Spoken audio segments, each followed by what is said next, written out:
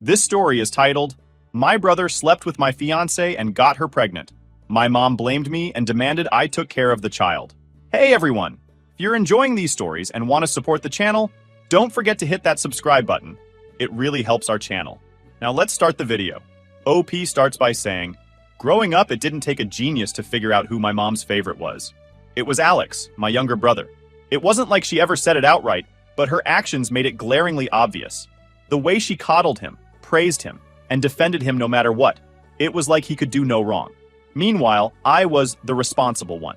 If anything went wrong, even if I wasn't involved, it was somehow my fault. Take the vase incident, for example.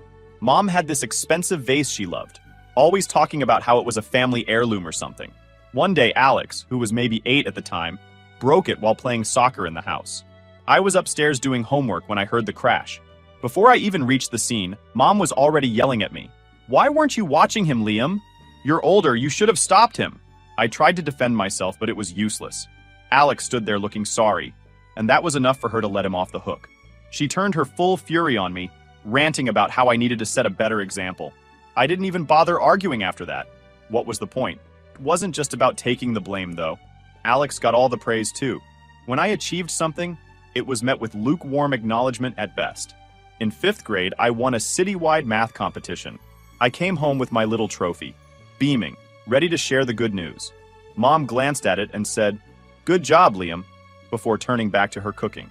A few months later, Alex got a participation ribbon at a soccer tournament, and you'd think he'd won the World Cup. Mom threw a pizza party for him, inviting family and neighbors over to celebrate. When I asked why she didn't do anything for my math win, she said, "Alex needs encouragement.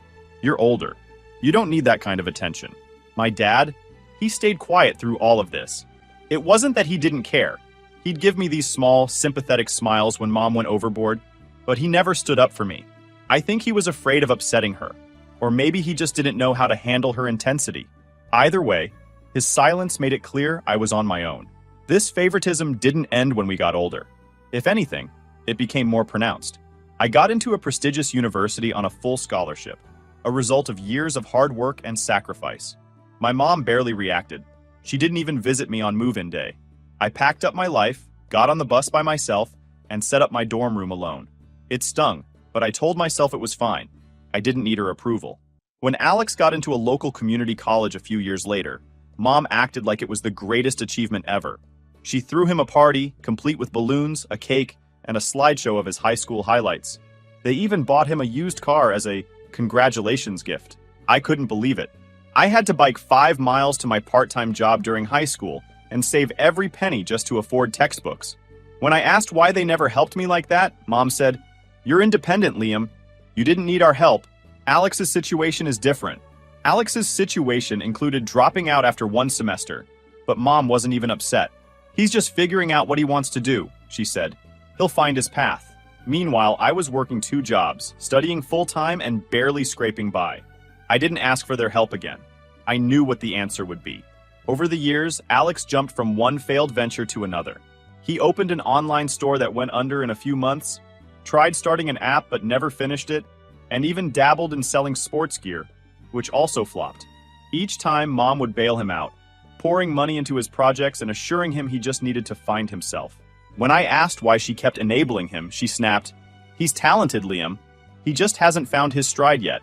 We're his family. We have to support him." I didn't get that kind of support. I never asked for much, but even when I did, it was always the same response. "You're strong. You can handle it on your own." By the time I graduated, I had a chip on my shoulder the size of a boulder.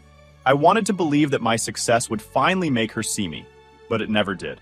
Every achievement of mine was overshadowed by Alex's failures and her relentless need to prop him up. It wasn't just the favoritism, it was the way it made me feel invisible. No matter how hard I tried, I was never enough. I could win awards, land a great job, and be completely self-sufficient, but it didn't matter. To her, Alex was always the priority. Dad's inaction hurt just as much, if not more. I knew he saw what was happening. He wasn't blind. But he never stood up for me. Never told Mom she was being unfair. His silence felt like betrayal. Looking back, I think I stayed quiet because I didn't know how to fight it. What do you do when your own mom doesn't see your worth? When your dad won't defend you? I thought if I worked hard enough, accomplished enough, it would change. But it didn't. By the time Emma came into my life, I was tired. Tired of fighting for recognition. Tired of trying to prove I mattered. I didn't realize it at the time, but meeting her was like a lifeline. For the first time in my life, someone saw me for who I was, not who I was supposed to be. I met Emma at a party I almost didn't go to. Alex had insisted I come along, pestering me for days. "Come on, Liam, you're so boring. Live a little," he said. I'd just gotten off a grueling double shift at work, so the last thing I wanted was to hang around Alex's loud friends. But in a rare moment of letting my guard down, I went. The party was the usual kind of chaos Alex thrived in. Booming music, people spilling drinks, and a haze of cigarette smoke clinging to the air. I lingered near the edge of the room, sipping on a beer and counting the minutes until I could slip out unnoticed. That's when I saw her. Emma was standing by the kitchen counter, laughing at something someone said. She had this way of commanding attention without even trying. It wasn't just her smile, it was her energy, her warmth. She looked up, caught my eye, and gave me a small, curious smile. I'm not the type to make the first move, but something about her made me feel braver than usual. I walked over and awkwardly introduced myself. "Hey, I'm Liam, Alex's older brother." "Alex has an older brother?" she said, her tone playful. "He never mentioned you." I laughed. "That doesn't surprise me. I'm usually in the background." We started talking, and before I knew it, the party felt like it had faded away. We talked about everything, our jobs, our favorite books, even the dumbest movies we loved as kids. Emma was sharp, funny, and easy to talk to. By the end of the night, I felt like I'd known her forever. Before she left, I asked for her number. She smiled, scribbled it on a napkin, and said, "Don't make me regret this." Our first date was at a small coffee shop. I was nervous, but Emma put me at ease right away. She had this way of making you feel like the most important person in the room. I couldn't believe someone like her would be interested in someone like me. Things moved fast after that, but not in a chaotic way. It all felt natural, like it was meant to happen. We started spending every free moment together. Movie nights turned into lazy Sunday mornings, and eventually I asked her to move in with me. Living with Emma was the happiest I'd ever been. She made our tiny apartment feel like a home. We'd stay up late talking about our dreams, our plans for the future. For the first time, I felt like I had someone in my corner, someone who saw me, not just the version of me my mom or Alex defined. A year into living together, I started thinking about proposing. I saved for months, cutting back on everything I could. The ring wasn't extravagant, just a simple platinum band with a small diamond, but it was exactly her style. On our 4th anniversary, I planned the perfect moment. We went for a walk in the park where we had our first date. I was shaking with nerves when I got down on one knee, but Emma's face lit up with a smile that erased every doubt I had. "Yes," she said, before I even finished asking. I thought my life was finally on track. For once, it felt like I had something Alex couldn't take away, something that was mine. When we announced our engagement, I was hopeful. I thought maybe this would be the moment my family would finally celebrate something I'd done. But my mom's reaction was underwhelming, to say the least. "Well, congratulations, I guess," she said with a forced smile. My dad muttered, "Good luck," like he was half distracted. And Alex? He didn't say much at all, just stood in the corner with this strange look on his face. It wasn't happiness, it was something I couldn't quite place at the time. After that, Alex started hanging around Emma more. At first, I didn't think much of it. He was always the charming one, the one who could make people laugh. I figured he was just being himself. But as time went on, his comments started to bother me. "You're lucky to have her," he'd say with a smirk. "I mean, I don't know how she puts up with you, but good for her." Emma would laugh it off, telling me, "He's just joking, don't let it bother you." But it did. Alex's presence started to feel invasive. He'd show up unannounced, linger too long, and ask Emma questions that felt too personal. "Are you sure Liam's the right guy for you?" he asked once, half joking. Emma brushed him off, but I couldn't shake the unease. I didn't want to come across as paranoid, so I kept quiet. Looking back, I wish I'd said something sooner.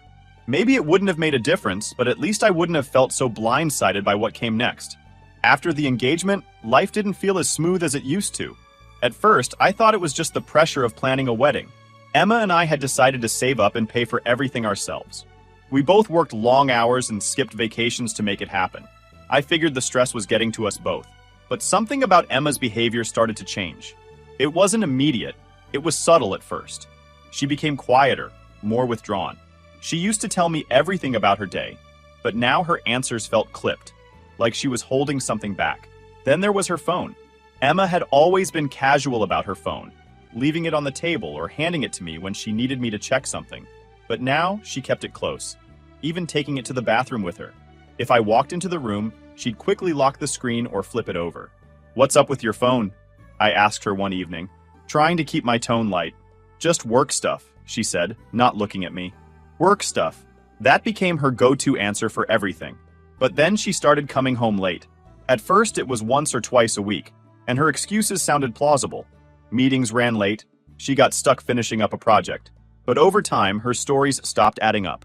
One night, I waited up for her, watching the clock tick past midnight. When she finally walked through the door, she looked startled to see me still awake. "Long night?" I asked, keeping my voice calm even though my stomach was churning. "Yeah," she said, avoiding my eyes. "We had to finish a report, and then we grabbed drinks after. You know how it is." Except I didn't. Emma wasn't the type to grab drinks with coworkers, especially not without texting me. And the faint smell of wine on her breath wasn't from her usual go-to. There was also a subtle hint of cologne. Not hers and not mine. I wanted to believe her, but a nagging voice in the back of my mind told me something wasn't right. A few weeks later, I noticed other changes. Emma started glowing in a way that felt different. She smiled more, but it wasn't her usual light-up-the-room smile. It was smaller, almost secretive. Her appetite shifted, and she started craving foods she used to hate. At first, I thought it was stress, or maybe a new diet trend she was trying out. Then it hit me. She might be pregnant. I was over the moon. Sure, we hadn't planned for it, but it felt like a sign that our future was coming together. I wanted to wait for her to share the news herself, so I didn't say anything. I spent days imagining how she'd tell me, how we'd celebrate, how our lives would change for the better. One evening, she finally sat me down. Her hands were shaking, and her face was pale. "I need to tell you something," she said, her voice trembling. I smiled, thinking she was nervous about telling me the big news. "It's okay," I said. "You can tell me anything." She took a deep breath, and then the words came out. "I'm pregnant." I felt like I was floating. "That's amazing," I said, reaching for her hand. But she pulled away, tears streaming down her face. "Liam, it's not yours." For a moment, I didn't understand what she was saying. The words hung in the air, incomprehensible. Then they hit me, and it felt like the ground had been ripped out from under me. "What do you mean it's not mine?" I asked, my voice barely above a whisper. She couldn't even look at me.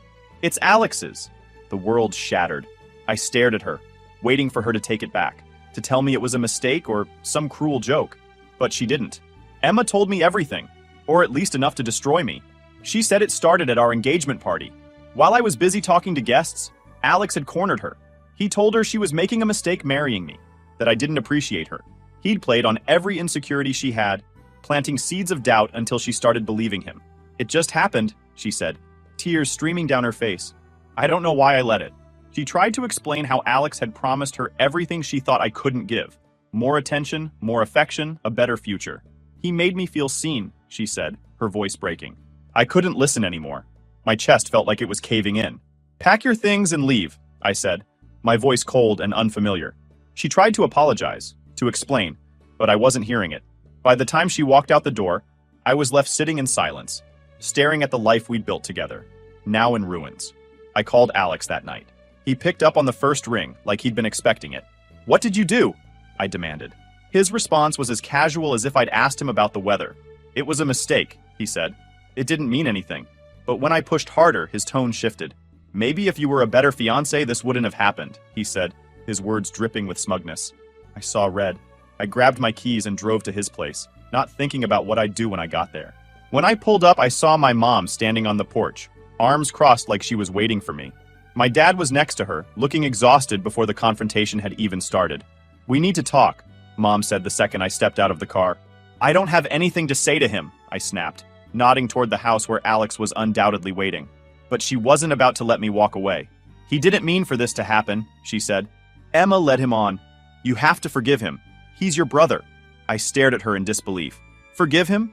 He slept with my fiancée. He got her pregnant. He's your brother," she repeated, like that made it all okay. "Family comes first." I looked at my dad, hoping for some kind of support, but he just looked away. In that moment, I knew I was on my own. After that night, it became clear that my family had already chosen sides, and it wasn't mine. For days after my confrontation with Alex and my parents, I avoided their calls.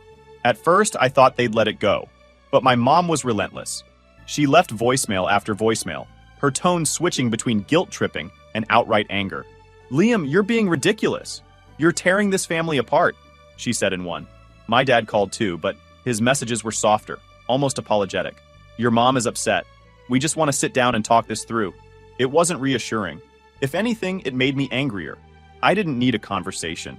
I needed them to understand how deeply they'd betrayed me. And it wasn't just them. My mom started rallying the extended family. Before long, aunts and uncles I hadn't spoken to in years were calling, texting, even leaving comments on my social media posts. They all said the same thing: "You have to forgive Alex. He's your brother. Families go through rough patches. You'll regret cutting him out." It was like they didn't even care about what Alex had done. No one mentioned the betrayal, the lies, or the fact that he had knowingly destroyed my relationship. Instead, they framed it as a misunderstanding, that I was blowing out of proportion. One night, I got a call from my cousin Katie. She's one of the few relatives I've always been close with, so I answered, hoping for some kind of support. "Liam, I just heard," she said, her voice hesitant. "Please don't tell me you're calling to defend Alex," I said. "No," she replied quickly. "I think what he did is disgusting. I don't understand why everyone is blaming you." I let out a bitter laugh, because that's how it's always been. Alex can do no wrong, and I'm the one who's expected to clean up the mess. Katie didn't argue. She knew I was right. "I just wanted to check on you. If you need someone to talk to, I'm here." Her words meant more than I could express. She was one of the only people who saw what was happening for what it was: a complete and utter betrayal. But most of the family wasn't like Katie. They bought into my mom's narrative that Alex was the victim, that Emma had seduced him, and that I was overreacting by refusing to forgive them. My mom even had the audacity to suggest I reach out to Emma and help her through this. "Help her?" I snapped when she brought it up over the phone. "That's your solution? After what they did to me?" "She's pregnant, Liam," Mom said, as if that justified everything. "The baby is innocent in all of this. You can't just walk away." "I don't owe that baby, or them, anything," I said before hanging up. But it didn't stop there. My mom started showing up at my apartment. The first time, she knocked on the door for nearly an hour before finally leaving. The second time, she camped out in her car across the street, waiting for me to come outside. It was unsettling, to say the least. I started taking alternate routes home and avoided going out unless I absolutely had to. But she wasn't the only one escalating things. One afternoon at work, I got a call from the front desk. "Hi, Liam. There's someone here to see you. She says she's your mother." I froze. "Tell her I'm busy," I said. Mom didn't take the hint. Instead, she started spinning stories to my coworkers. One of them, Clara, approached me later that day with a concerned expression. "Hey, is everything okay? Your mom was here, and she said you were refusing to help your family. She seemed really upset." I wanted to scream. Instead, I muttered, "She's overstepping," and left it at that. Things came to a head when Alex showed up at my gym one evening. It was my safe space, the one place I could go to clear my head. I was mid-workout when I spotted him near the entrance, that same smug grin plastered on his face. I ignored him at first, hoping he'd leave, but he didn't. Instead, he sauntered over to the bench press where I was working out. "Well, look who it is," he said, leaning casually against the equipment. "Still mad about Emma?" I didn't respond. I put my earbuds back in and moved to another machine, but he followed me. "Come on, Liam, lighten up. It's not like you were perfect. Maybe if you'd been a better fiancé, she wouldn't have come to me." My fists clenched, but I kept my focus on the weights. "Admit it," he continued. "You're just mad because I'm better at giving her what she needed. That was it." I turned to him, my voice low but firm. "Get out, Alex. Now." He laughed. "Or what? You gonna run crying to Mom?" The next thing I knew, we were in a full-blown fight. I swung first, I won't deny it, but he shoved me into the bench before I could land another hit. The gym staff broke it up before things got worse, but I left with a split lip and a bruise forming on my shoulder. The incident only added fuel to the fire. Alex filed a police report, claiming I'd assaulted him without provocation. My mom backed him up, of course, spinning the story to make me look like the aggressor. It was the final straw. The next day, I filed for a restraining order against Alex and my parents. When they found out, Mom called, furious. "How could you do this to us? We're your family. You stopped being my family the moment you sided with him," I said before hanging up. The court hearing was a nightmare. Mom cried, telling the judge it was all a misunderstanding. Alex played the victim, claiming he'd only come to the gym to talk and that I'd attacked him out of nowhere. But I had evidence. Texts, voicemails, and even security footage from the gym painted a very different picture. The judge wasn't buying their story. The restraining order was granted, and for the first time in months, I felt like I could finally breathe. After the restraining order was granted, I thought things might finally settle down. I was wrong. The silence from my family didn't last long. A week after the court hearing, I received a letter in the mail. It was from my mom. The letter was handwritten, pages long, and dripping with guilt-laden phrases like, "You're breaking my heart," and "How could you do this to your family?" She went on about how Alex had made a mistake, how Emma wasn't innocent in this either, and how the restraining order was a betrayal. She ended it with, "We'll always be your family, no matter how hard you try to push us away." I tore the letter in half and threw it in the trash. But it didn't stop there. My relatives started calling again. Apparently, Mom had told them about the restraining order, but only her version of the story. In her narrative, I was the vengeful son tearing the family apart over a misunderstanding. "You're being so dramatic, Liam," my aunt said during one call. "This is just family drama. Everyone has it." Another relative chimed in with, "You can't stay mad forever. What's done is done. Focus on the baby. It's not their fault." It was like they all shared a script, each trying to guilt me into forgiving Alex and coming back to the family. None of them cared about the betrayal, the lies, or the emotional toll it had taken on me. The final straw came when my mom showed up at my workplace again, despite the restraining order. This time, she brought Alex with her. I spotted them in the parking lot as I was leaving for lunch. They were standing by my car, Mom waving her arms like she was lecturing someone. Alex leaned against the hood, arms crossed, smirking like he always did when he thought he had the upper hand. "Liam!" Mom called when she saw me. "We need to talk!" I turned on my heel and started walking back toward the building, but Alex's voice stopped me. "Running away again?" "Typical," he said, loud enough for everyone nearby to hear. I spun around, keeping my distance. "You're violating a court order," I said, my voice steady. "Leave, or I'll call the police." Mom looked offended. "We're just trying to fix this. You're being unreasonable." "There's nothing to fix," I said. "You chose your side. Now deal with the consequences." Alex pushed off the car, taking a step closer. "You're pathetic," he sneered. "You can't even face your own family." Before I could respond, a coworker came outside and quietly asked if I needed help. I nodded, grateful for the backup. Alex muttered something under his breath, but they both left before the situation escalated. That night, I realized I couldn't stay. The restraining order had given me some protection, but it wasn't enough. They knew where I lived, where I worked, and they had no intention of leaving me alone. The next day, I made up my mind. I was going to leave town, start fresh somewhere far away from them. Packing up my life wasn't easy. I sold most of my belongings, keeping only the essentials. As I packed, I couldn't help but think about all the times I tried to make things work with my family. The holidays where I felt invisible, the milestones they barely acknowledged, the constant comparisons to Alex. By the time I sealed the last box, I felt a strange mix of sadness and relief. I wasn't just leaving behind my family. I was leaving behind years of hurt and disappointment. Before I left, I called my cousin Katie to let her know what I was doing. She was one of the few people who had supported me through all of this. "Are you sure about this?" she asked. "It's a big step." "I'm sure," I said. "I can't keep living like this, Katie. They'll never change." She didn't argue. "If you need anything, call me," she said. "And don't forget, you deserve better than what they've given you." Her words stuck with me. The day I left, I didn't tell anyone except Katie. I packed up my car, deleted my old social media accounts, and started driving. As I crossed the state line, I felt an overwhelming sense of freedom. I didn't know what my future held, but I knew one thing. It wouldn't include them. Emma's life fell apart faster than even I expected. Alex left her a few months into her pregnancy, disappearing without so much as a goodbye. He left her with no money, no plan, and absolutely no support. I didn't hear about it directly, of course. I'd cut all ties with my family, and I had no intention of reopening old wounds. But they couldn't leave me alone. Katie, my cousin, was the first to tell me. "Did you hear about Alex?" she asked during a rare phone call. "No," I said bluntly, already dreading what she might say. "He left Emma, just up and vanished.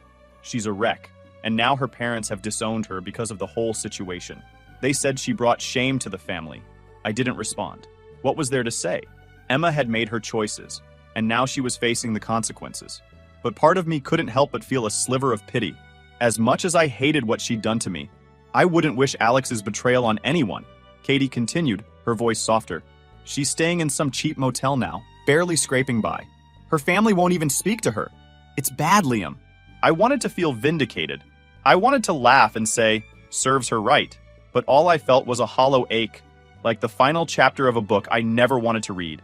Alex's disappearance didn't surprise me. He'd never been one to stick around when things got tough. But what did surprise me was how my mom reacted. Or didn't react, rather. She's making excuses for him again, Katie said during another call. She's telling everyone he just needs time to figure things out. Can you believe that? Of course I can, I replied bitterly. That's what she's been doing his whole life. But this time, her excuses weren't landing as well as they used to. Even my dad, who had always been passive, seemed fed up. Katie told me he'd started spending more time at work, avoiding the house entirely. Your dad looks miserable, she said. I think he's finally seeing the damage your mom's favoritism has done. But you know him. He won't say anything. It didn't matter to me anymore. I wasn't interested in what my parents thought or how they were coping. They'd chosen Alex over me time and time again, and now they could deal with the fallout. Emma's family cutting her off added another layer to the mess. From what I heard, they were furious when they found out about her affair with Alex. They'd initially supported her when we got engaged, but once the truth came out, they wanted nothing to do with her. Her dad called her a disgrace, Katie said. Can you imagine hearing that from your own parent? I could. In a way, Emma was experiencing the same rejection I'd felt my entire life. The difference was, she'd brought it on herself. The guilt tripping from my mom intensified after Alex left Emma. She called from unknown numbers, left voicemails, and even sent me emails. You're still her fiancé in a way, one message said. You should help her, Liam. The baby is innocent in all of this. Another email read, family means stepping up even when it's hard. I raised you better than this. I deleted them without responding. When I continued to ignore her, my mom resorted to sending other relatives after me. Aunts, uncles, even distant cousins I hadn't spoken to in years suddenly started calling and texting. You can't let Emma struggle like this, one cousin said. She's pregnant, Liam. Don't be so cold. She's carrying your niece or nephew, another said. That baby needs a family. They made it sound like I was the villain for walking away. No one seemed to care about what Emma and Alex had done to me. No one wanted to talk about the betrayal, the lies, or the years of favoritism that had driven me to cut ties in the first place. Katie, as always, was the only one who saw things clearly. Don't let them guilt you, she said. You've done nothing wrong. This is their mess, not yours. Her words were a lifeline. Despite everything, I stayed firm in my decision to stay away. I knew that getting involved would only drag me back into the chaos I'd fought so hard to escape. Emma's struggles weren't my responsibility, and neither was Alex's absence. I kept my focus on rebuilding my life. Therapy helped me work through the lingering anger and resentment, and I found peace in the little things. Taking Max for long walks, exploring my new city, and meeting people who knew nothing about my past. Sometimes, late at night, I'd wonder how things might have been different. If my mom had treated me fairly, if Alex hadn't betrayed me, if Emma had made different choices. But those thoughts were fleeting. I'd learned that dwelling on the past only kept me tethered to it. Emma's story became just another chapter in the long list of reasons I had to cut ties with my family. I didn't take joy in her suffering, but I didn't feel obligated to fix it either. Life is about choices. Emma and Alex made theirs, and I made mine. For the first time in my life, I chose myself, and I don't regret it.